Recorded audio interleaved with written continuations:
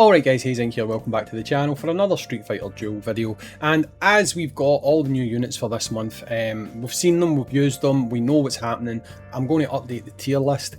I'm going to place the new units on the tier list last, but I'm going to do a little bit of housekeeping on a few units that I've had time to reevaluate, and I've decided that I think originally I was either too generous or too mean when it came to their original placements. So I'm just going to take care of them first of all and put them into what I regard to be their more deserving spot on something along the lines of a tier list. Okay, so first unit we're going to talk about is going to be Gouken.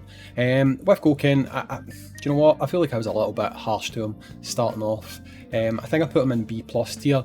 To be honest, he deserves to be in the A tier. I'm not really entirely sure why I decided to put him into the B+ tier originally. I think mainly because I was a bit disappointed in him. He does have his uses, he is a good unit. He was definitely unfairly put into the B+ tier. He's an A tier unit. I wouldn't put him higher than A tier for reasons that I already stated. I think that if it wasn't for the fact that he was competing with the likes of Akuma for that C2 slot, he would probably do a lot better on this list. But for me, I'm putting him in A tier for that reason. Now, for reasons that will become apparent a little bit later on, Elena, I am downgrading. Elena is no longer going to be an S tier unit in my opinion. I'll explain why when we talk about the new Elena, but for reasons that will be explained later on in this video, Elena is being downgraded to the A+ tier. So she's still fantastic, she's still in a really good spot, but she is being downgraded to the A+ tier. Next up, a unit who I don't know why I did her dirty, but I did, right? We've got Trendy Cammy. Don't ask me why. I put her in the A tier. She's not. She's S tier. She's definitely an S tier unit. The thing about Trendy Cammy is when you've got her in the right teams, in the right builds, she is an absolute monster with regards to causing damage. Unlike a lot of other units that whatever the placements are, sure, you need to have her invested in, you need to have her cars and stuff like that, right? But can we please take it as a given that when it comes to putting units on a tier list, you are talking about them at peak performance, you are talking about them with their fighting spirit, with the right gear, with their cars. That is the type of thing that you're talking about, and in that situation, Trendy Cammy's fantastic. I do not know why originally I decided to put her in the A tier. That was pretty unfair to me. So she is going in the S tier where she belongs. Another unit who I probably put a half a grade lower than I should have, I put her in the A tier, but I'd say she's definitely at least A+. I wish I could put her higher, but I just feel like with so many trigger units now fighting for position in your teams, unfortunately, are you going to choose Samurabuki over the likes of your Evil Ryu and stuff like that? I don't necessarily think so, but because we've got 3 team setups now, if you've got this unit, then you're definitely going to have opportunities to use her. As you progress in the story, you're going to have opportunities to use her. She is fantastic, you get great true damage from her, she's fast, she does loads of hits. She's a great unit, she's a fantastic unit. Next up, another unit who I pretty much think most people sleep on is Mummy Dalsim. Mummy Dalsim I put originally into B+ tier. I would say that he is definitely at least an A tier unit. I mean, I could see arguments for pushing him higher, to be honest, but I've used this unit to clear stages of Tower. I've used this unit to clear stages of story. Mummy Dalsim, when you use him in the right way, which is don't use his starting combo, like honestly just do not use his starting combo, just use his C2. He does massive damage, like massive damage. Just like everyone else, the more investment you've got in him, the better. But Mummy Dalsim is a solid, easy A unit all day long. Another unit that I put into the B+ tier that I want to upgrade to A is going to be Blanca. I don't know if I just ran out of space or something. I didn't really have the kind of spot to put him in, but he's an A unit all day long. I mean, you could even argue he's maybe an A plus unit, but for me, I don't think I've used him enough to say that he is an A plus unit. However, I did finish off his cars today, so I am going to be playing about with him a little bit more, just to finalise my feelings regarding this guy. So that's the housekeeping taken care of, right? So basically what that's done is that's allowed us to move on, right? We can move on from here. Now, periodically when I do these tier lists, I may well reevaluate where I put units, okay? Because things shift, things change, other units come out that basically might make newer units or older units not look as good. Actually, do you know what? There's one other unit I want to change. I want to change this guy. He's good, right? He is very good. However, partly due to issues with his kit and it not functioning all the time, and him not being the best tank in the world, in my opinion, considering it's his role, which is kind of ironic if you look above him and you see Fashion Blanca, who's supposed to be a tank. God knows why. I don't think he's an S tier unit. I think he's an A plus unit. Definitely, I think he's an A plus unit. I don't think I would go as far to put him in the S tier. Don't know if I was maybe just looking to try and stir up some feelings with people or whatever, but I would definitely put him into the A plus tier, not the S tier. So let's look at the new units. We'll start off by looking at the unit who you can summon right now. Then we'll look at the unit who you can get right now, but you can't summon, but you can get. I've got one copy of her. If you are a mega whale, you can max her. I've actually seen people that have her maxed out, which is absolutely insane. And the reason that I say that it's insane is because you need 14 copies of a unit to get to SS, 14 additional copies, so 14 dupes, so 15 copies. Then you need an additional 10 copies to get them maxed. So that's 25 in total, right? So you need 25 copies. To use exchange, you need to trade in 3 Master or Inferno units that you have maxed out. So you, to max this unit out, would have to have traded in 75 dupes of a Master or an Inferno unit. And I have seen someone on the main Discord who has this unit maxed out. That just blows my mind. That's some amount of dupes. I mean, it's insane. It's just absolute insanity about how you can have so many dupes. I don't even know how you came about so many dupes, but 75 to trade 75 of those in, which are sitting in your box doing nothing, so fair enough, right? But 75 copies to get this unit maxed out is just absolutely mental, right? And then finally, we'll take a look at Ken, who you can play about with now. You can try him out, you can play him in Shadow City, you can also play with him in the trial and stuff like that, so you can get your hands on this guy and you can see how he functions. If you want a bit more of a truer look at how he is, I recommend trying to see if you can get him as a merc in Shadow City, because then you can pair him up with units who he will shine with. You can pair him up with the likes of your Dalsims, with your Fashion Blancas and stuff like that, and then you can really see just how this guy pops off, right? So let's start off. If you want to know a bit more about the placement for everyone else, check out the last tier list where we go into detail. This video is only going to focus on these 3 newer units, and it's going to be a bit shorter for that reason, which makes life a whole lot easier. So let's start off by talking about Elena. Right, so Elena is the new Elena. She is now the best healer in the game. Hands down, she is the best healer in the game, okay? The reason that I had old Elena in the top spot is because she was unquestionably the best healer in the game. She's no longer the best healer in the game, so that's why I've just knocked her down just a peg to A+. She's still a fantastic unit, right? She is, do not get that twisted, right? But she's now been dethroned by the new Elena.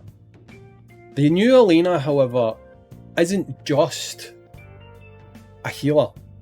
She's cleansing unit. She's also a buffer, right?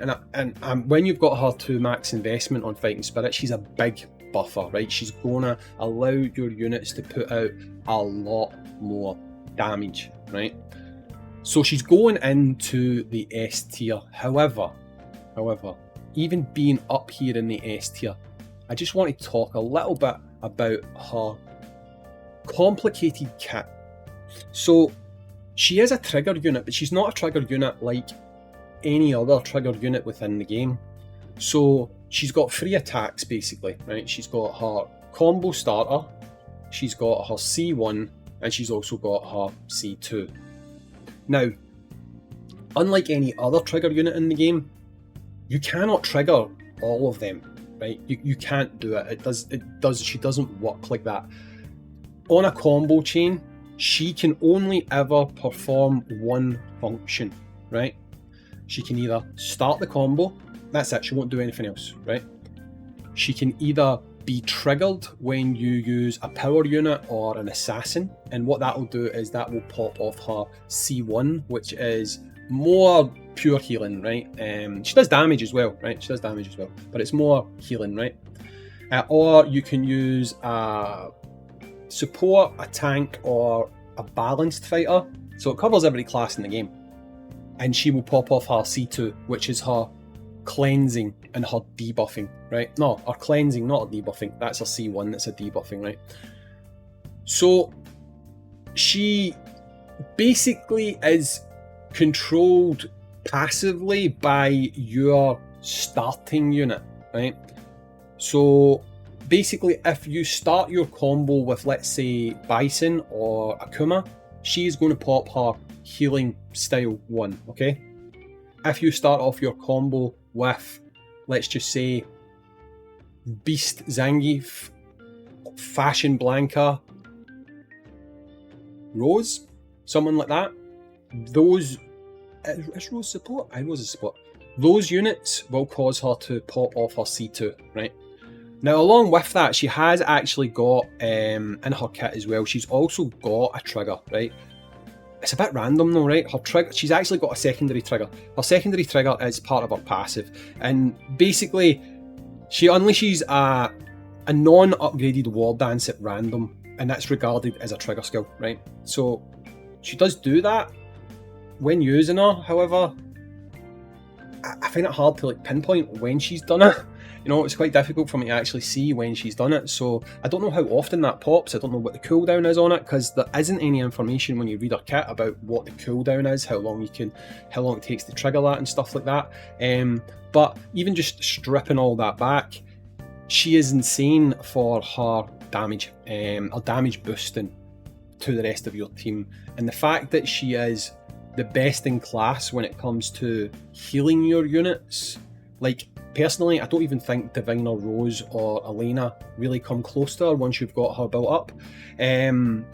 She is going to help you push a lot of content.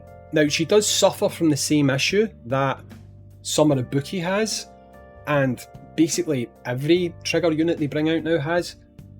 They're vying for position with other units. Like, because she isn't a trigger in the purest sense, where she can't do what Monster Hunter Ken or Evil Ryu does, where you don't really mind having them on your team because you know you're getting free damage out of their combo 1, 2 or 3, the 2 that trigger passively by the rest of your team. Obviously Ibuki does that as well. She doesn't do that. She's only purely got her one move that she will do per combo rotation, and you would probably like to have her on a team with the likes of a Monster Hunter Ken or an Evil Ryu. And honestly, because of how she functions, I don't necessarily think that would unbalance the game as much as having, say, a Summer Ibuki on the same team or a Monster Hunter Ken on the same team as an Evil Ryu, because she isn't giving you the same kind of free damage that these other units do. But you can't do that. You can't. She would be your only trigger unit that you could use, so she does have that as a sort of a negative, at least in my opinion, but not enough to displace her from top of the list, because you can still put her out there with an absolutely rock solid team, and she's going to buff them, she's going to give them continuous healing, and honestly, she goes into the S tier without any shadow of a doubt, at least in my opinion anyway. So we're going to move on now and talk about the next unit. So next up we have the unit that is basically going to headline the anniversary, and they very stupidly left her in substitution, which probably isn't the smartest thing because it might kind of de-hype your unit a little bit when people have been using her for around about a week. But we do have Juri. Now, Juri is a jack of a lot of different trades. She's essentially a unit that's got a revive because of her little caveat about turning into a wee bat and flying away. She does huge crit damage. She has massive lifesteal, allowing her to sustain and continue to be in attacks, continue to be in the mix, sorry.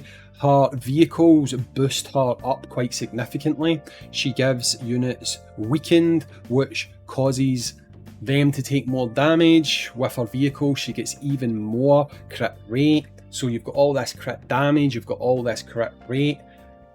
She's the monster, and to be honest, if you are unlucky enough to be in the same server as the whale I was talking about earlier that has the unit maxed out, you will probably see that if you check the scoreboards, I guarantee you that at least one of his teams, he has Juri on the team, and it may well be the high scoring team in his setup, because she is putting out some crazy numbers. She does just insane numbers, and if I had to compare her to the standard Juri, she's not even in the same league, to be honest. She is just absolutely insane. I mean, honestly, part of me is surprised they're not doing this as a limited unit, but really when you think about it, it doesn't really matter much because like we get less divination tokens than we do special summoning tickets. So technically, by making the unit a divination unit, they kind of make that unit rarer in a lot of ways. So yeah, I mean, when it comes to like divination priorities and stuff like that, if you are someone who lacks DPS options or wants even better DPS options, then honestly, Juri is probably going to make her way to the top of the list very quickly for you because she is just doing some insane stuff. And speaking of insane stuff, next up we've got potentially what I think might be, or probably is, the best unit that we're going to get this month. And I'm not saying that because I'm a Ken stan, although, I mean, it might play a little role in why I'm saying it. But Ken, especially having now tried him in Shadlow with other flame units who are doing things like burn, you know, he's just nuts. He's just nuts. And he is doing some absolute crazy numbers, you know. The guy's a machine. He's an absolute machine. Would I put him above Monster Hunter Ken and say he's the best Ken in the game? No, I find it hard to do that because even though this Ken is insane, Monster Hunter Ken just gives you so much free damage, you know? Although, you know, he does things like ignoring attacks and stuff like that, like people hitting him, he just ignores it, you know? Which is pretty insane. He is just absolute top tier. He is so top tier, however, that the likelihood of them giving us him for free in the login, which is what I had wished for when I suggested it originally, I think is almost zero, because I just don't think his kit would be as strong if they were going to give us that unit for free. People might argue, but they gave us Fashion Blanca. Fashion Blanca's kit doesn't even compare to this unit's kit. This unit is just miles beyond Fashion Blanca in my opinion. Luckily they work well together, which is also pretty good. You've got the pro of him being a legend where you don't need to put all this investment into him, you don't need to get loads of dupes. If you get this unit, you've got this unit, he's yours, you can max him immediately. You have got the downside that he is a legend at the same time, and obviously that's going to make a certain percentage of, well, a certain large percentage of the player base never be able to have this unit because they just simply will not spend money in a game like this. So I can see how that would be a bit disappointing, but it doesn't change the fact that he is probably, just looking at them just now, no, he's the best legend we've got in the game. There's only one legend that I know their kit that's upcoming that I would say is probably better than this guy, and that's Fashion Dalsim. It's a while until he comes out, and unless they fundamentally change his kit or stop him being a legend, he is insane and you're going to want to get him. But I don't know where they're going with this. I feel like if Ken doesn't perform well, we can probably kiss bye-bye to getting units that are kind of on a high level as legendary characters in the future. So really it comes down to, I guess, the player base, to whether or not we continue to see these units. I know free-to-play would probably hope that that is the case, but big picture thinking, people who are spending money in the game are probably getting burned out spending money, and if they stop spending money, the game stops performing. The game stops performing, the game closes. So in a lot of ways, although this might not sound like the best thing in your head, if you enjoy playing this game, you kind of want them to produce units that are going to make people who maybe are dolphins, maybe are minnows, spend money, because that's going to continue to keep the game thriving. So while not getting legends as a free-to-play can be a bit upsetting, you need to look at the reverse, which is if they are producing good units that are legends, that's more likely to get people to spend money, and then that's going to keep the game running. You've got to weigh up, you know, what's better, you know. Again, this is the update. It's hard for people to get excited about a legendary character if they know they're probably not going to get him. It doesn't change the fact that he is going to be the best unit we see this month. With regards to Juri, if we get lucky, maybe they will follow the kind of formula that they've hopefully now set with Elena, and we will get 2 copies of her that we can earn from events. If going forward that's how this is going to work, that's a nice change. Doesn't fix everything, you know, but it's definitely a nice change. So hopefully we can all get a couple more copies, or a couple of copies if you haven't been lucky enough to, I say lucky enough, to have loads of dupes of units you can't use. Is that really lucky? I don't know. The only reason I had copies of her is I had exchange boxes and I couldn't use the units that were in the boxes for anything, so I traded them in and I used them to get her. So it wasn't anything to do with whaling, it was just I had old street art boxes sitting about and took it out, got a couple of copies of Juri. I bought one more copy of Juri from the shop, and then Bob's your uncle, I got myself Witch Juri. So that's it, updated tier list, all the new units, everything that is going to be released in the month of August. Roll on to September. I don't really expect anything major to happen in September until maybe the second week of September, because the anniversary is basically starting at the very end of August. So expect that to kind of take up our content for at least 2 weeks, and second week of September is when we might start getting new units, new events and stuff like that. So anyway, guys, I have been Hayzink. If you have any feedback on this, drop it in the comments down below. As always, I'll catch you in the next video. Peace.